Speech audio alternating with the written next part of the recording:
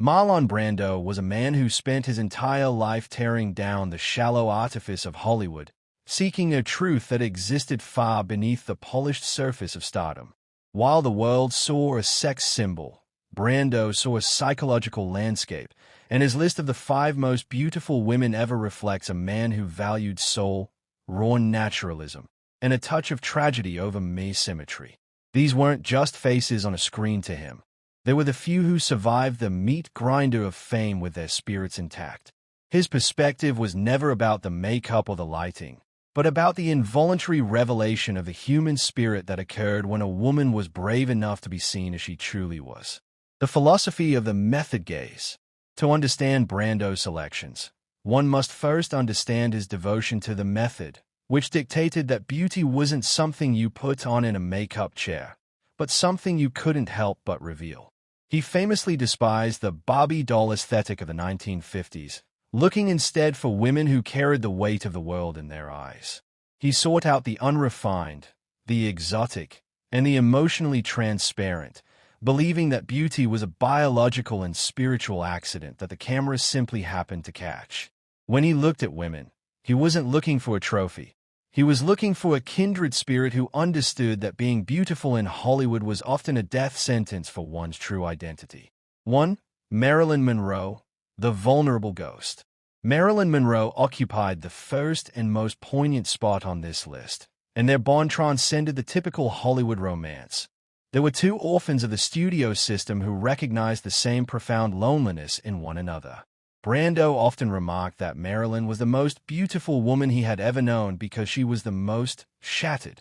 He wasn't attracted to her blonde bombshell persona, but was instead captivated by the woman who sat in the corner of a party, looking like she wanted to disappear. He saw her beauty as a defensive mechanism, a mask she wore to protect a deeply fragile interior, and he felt she was totally without guile. Their relationship was one of quiet phone calls in the middle of the night, where they would talk about the absurdity of their fame.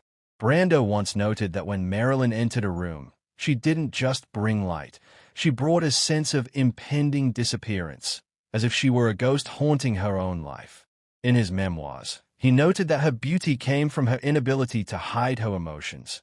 When she was happy, the world glowed, and when she was sad, the light in the room dimmed.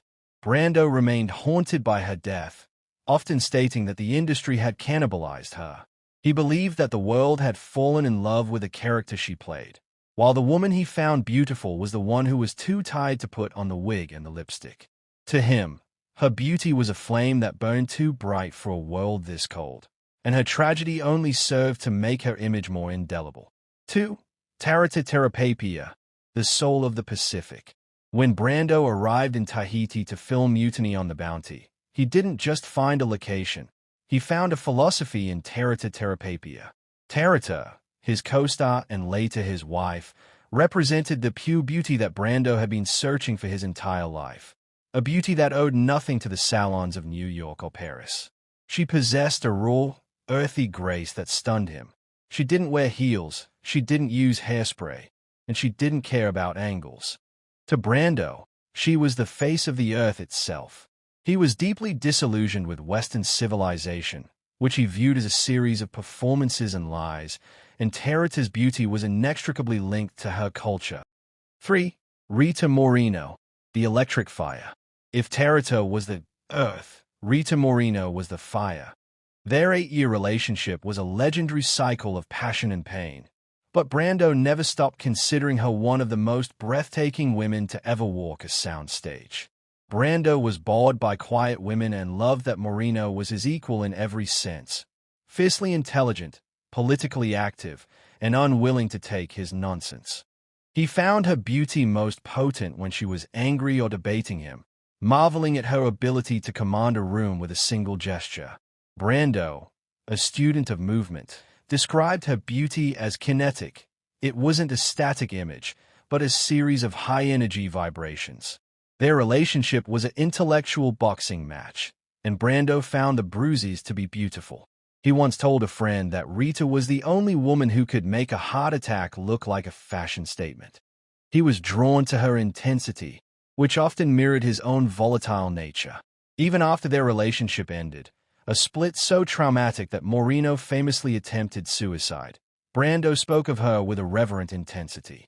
He believed her beauty was fueled by a dark fire that most people were too afraid to touch, a raw desperation and brilliance that could only be found in someone who lived their life at 100 miles per hour. 4.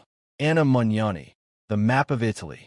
Anna Magnani was the antithesis of the Hollywood starlet, and that is precisely why Brando adored her.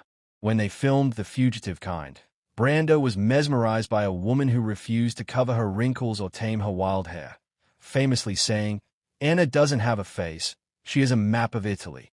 He was obsessed with her ugly beautiful quality, the idea that a person becomes more attractive as they become more human. Magnani didn't act. She erupted, and Brando, who was often accused of mumbling, found a kindred spirit in her guttural, soulful performances. He saw her as a primal force of nature, a woman whose beauty was forged in the fires of survival. Brando often spoke about the sanitized beauty of the 1950s, the plastic surgery and the heavy foundations, and he viewed Magnani as a necessary antidote to that poison. He respected her more than almost any other actress because she had the balls to be herself in a town where everyone else was seeking artificial perfection.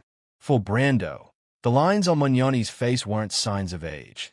They were medals won in the war of life. He found her breathtaking because she wore her history on her skin, refusing to apologize for a single second of it. 5. Sophia Loren, the biological ideal. Finally, while Brando and Sophia Loren famously clashed on the set of A Countess from Hong Kong, even their mutual loathing couldn't blind him to the fact that Loren was a masterpiece of biological engineering. Brando, ever the observer of form, marveled at Loren's statuesque quality, describing her as a woman built for the ages, someone who would have been just as beautiful in the Roman Empire as she was in the 1960s. He once joked that looking at Sophia Loren was like looking at the Parthenon. You might not like the architecture, but you had to respect the structural integrity. Part of his fascination was her regal air. While he preferred the broken beauty of Monroe, he couldn't help but respect the unbreakable beauty of Loren. She carried herself like a queen, and Brando, the ultimate iconoclast, found that both infuriating and intoxicating. During the filming of their movie, he famously tried to rattle her by whispering, "Did you know you have hair in your nostrils?" before a romantic scene. Loren didn't flinch. It was that impenetrable pride that he found beautiful. He attributed her beauty to the sun and the soil of Italy, believing that her radiance was something that couldn't be faked under studio lights.